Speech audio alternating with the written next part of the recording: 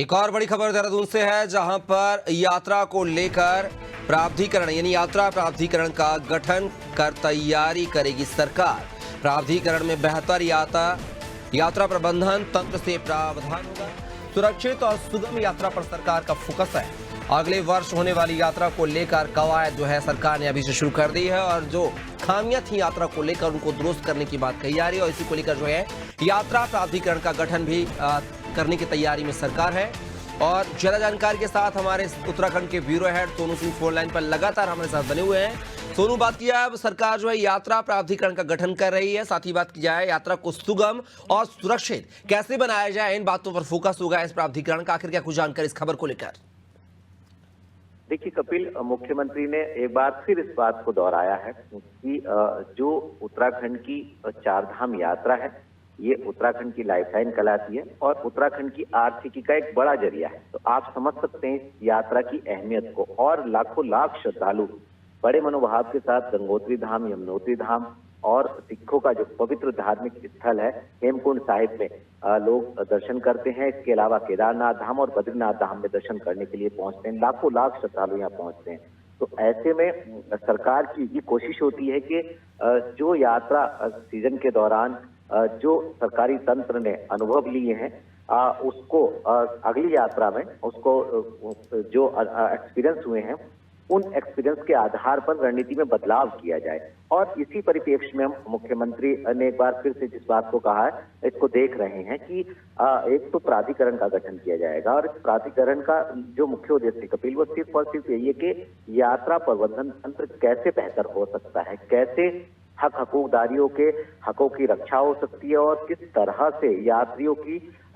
सुरक्षा हो सकती है और सुगम और सुरक्षित यात्रा का संदेश किस तरह से सरकार दे सकती है। अब चूंकि चारों धामों के कपाट बंद हो चुके हैं, लिहाजा अब अगले साल जब यात्रा सीजन शुरू होगी, जब फिर से शुभ लग्न में पंचांग गणना के साथ वैदिक मंत्रों के उच्चारण के साथ एक के बाद एक चारों धामों के कपाट श्रद्धालु के लिए खोले जाएंगे 6 माह बाद। अब शीतकाल के लिए जो है बंद कर दिए गए हैं और शीतकालीन प्रवास स्थल जो चारों धामों के हैं वहां पर पूजा अर्चना का सिलसिला शुरू हो चुका है। तो ऐसे में सरकार का ये मानना है कि एक प्राधिकरण गठित कर लिया जाए और इस प्राधिकरण में जो हकूकदारी यानी जो धामों के तीर्थ पुरोहित हैं, जो स्थानीय लोग हैं, उनसे सुझाव लिए जाएं और अधिकारी को गंभीरता से इस पर कार्य करें। और इस कार्य करने के बाद जब ये प्राधिकरण गठित हो जाएगा, उसके बाद फिर सरकार अगले साल जब यात्रा होगी उसकी तैयारियों में जुट जाएगी। तो कहीं ना कहीं सरकार का एक फोकस है कि सरकार एक तरफ जहां शीतकालीन यात्रा को बढ़ाने की कोशिश कर रही है, तो वहीं आने वाले समय में जो 6 माह बाद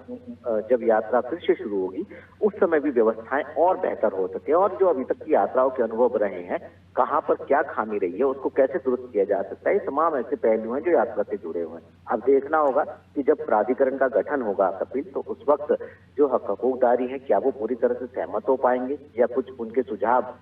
जो आएंगे उन सभी को सरकार स्वीकार कर लेगी। दूसरा इसके साथ साथ ये भी है कि जब प्राधिकरण गठित हो जाएगा तो उसके बाद किस तरह से अधिकारी जो है अपनी रणनीति में बदलाव करेंगे ताकि सुरक्षित यात्रा हो और सुगम यात्रा का संदेश जो है वो देश दुनिया में पहुंच सके। सोनू, बात किया है यात्रा को, चारधाम की यात्रा की जो है अभी प्रतिबंध लगा है कपाट बंद होने के बाद जो, लेकिन सरकार जो है अगले साल होने वाली केदारनाथ धाम यात्रा या चारधाम की यात्रा को लेकर जो है अभी से तैयारियां जो खामियां हैं उनको दूर करने की कवायद में जुट गई है। साथ ही बात किया है, कल की बात करें तो आपदा प्रबंधन के सचिव जो है सुमन करके हैं, उन्होंने आपदा से संबंधित जो है जानकारी मांगी है सभी अधिकारियों से और ये कहा है कि इन आपदाओं को कैसे दूर किया जा सकता है, कौन सी आपदाएं किस प्रवृत्ति की आपदाएं हैं जो ज्यादा घटित होती है, उनको कैसे निजात उनसे पाया जा सकता है, इसको लेकर जो है उन्होंने रोड मैप तैयार किया है, जानकारी मांगी है। तो सरकार 1 साल पहले ही चारधाम यात्रा को लेकर जो है सजग दिखाई दे रही है ताकि जो गलतियां इससे पहले हुई हैं या इस साल हुई हैं वो आने वाले सालों में पुनरावृत्ति ना, उसको लेकर भी सरकार का फोकस है। बिल्कुल कपिल, आप सही कह रहे हैं। चूंकि सरकार की गंभीरता का इसी बात से अंदाजा लगाया जा सकता है कि अभी यात्रा बंद हुई है, समाप्त हुई है और आज अगली साल की तैयारी सरकार ने अभी से शुरू कर दी। और जहां तक आपदा का सवाल है, देखिए आप जानते हैं कपिल के उत्तराखंड विषम भौगोलिक परिस्थितियों वाला प्रदेश है और यहाँ की भौगोलिक संरचना को ध्यान में रखते हुए आपदा प्रबंधन विभाग का गठन किया गया था। और आपदा प्रबंधन विभाग के जो सचिव है विनोद कुमार सुमन, वो लगातार समीक्षा बैठक भी कर रहे हैं। अगर एक रोज पहले की हम बैठक की बात करें तो उन्होंने अधिकारियों से जो आपदा के स्वरूप हैं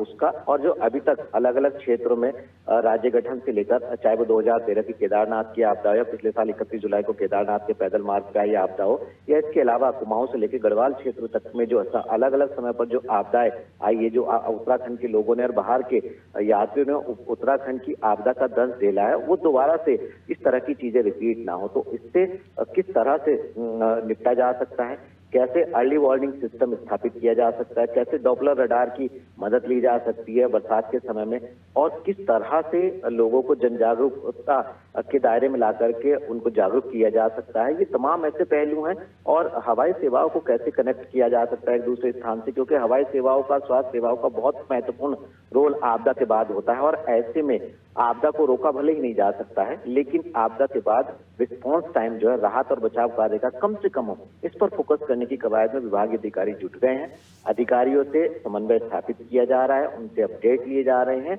और आने वाले समय में इस चुनौती से कैसे निपटा जा सकता है इसकी रणनीति भी बनाई जा रही है। चलिए सुनू, आप हमारे साथ बने रहेगा, आगे भी आपसे और जानकारी लेंगे। फिलहाल के लिए जो खबर आपको बता दें, सरकार जो है यात्रा को लेकर जो है सजग दिखाई दे रही है और यात्रा प्राधिकरण का गठन भी करने जा रही है।